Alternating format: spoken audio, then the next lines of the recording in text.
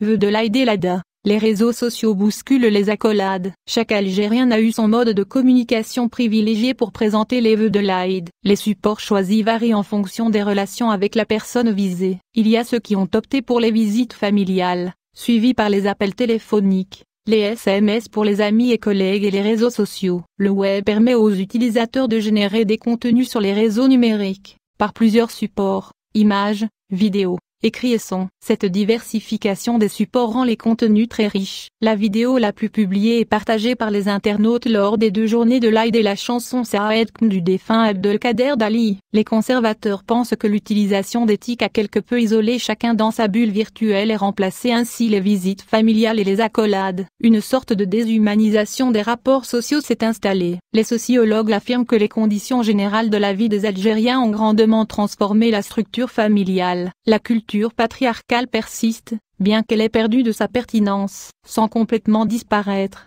Les valeurs spirituelles et les références abrahamiques influent de moins en moins. Au cœur d'une modernité débridée, on accélère la dislocation des liens. Mais les plus ouverts voient en l'adoption d'éthique une évolution naturelle. La nouvelle étape franchie par la multiplication des smartphones et tablettes rend Internet accessible en tout lieu et à tout moment, comme un réflexe, comme une habitude, instaurant ainsi des usages nomades des outils et des contenus numériques. Chaque pas franchi fait passer l'internaute du statut d'utilisateur à celui de concepteur, de créateur et de diffuseur de contenu. Certaines entreprises, Ooredoo, Algérie Télécom, géante électronique, saisissent aussi les médias sociaux en envoyant leurs meilleurs vœux aux Algériens à cette occasion. De plus en plus proches de leur smartphone, les consommateurs sont toujours très actifs sur leur mobile et consultent leurs messages tout au long de la journée. Le SMS et les réseaux sociaux sont devenus un canal clé dans une stratégie de communication multicanal. Communiquer en période de fête sert à transmettre ses vœux, mais c'est une excellente opportunité pour aller à la rencontre de ses clients,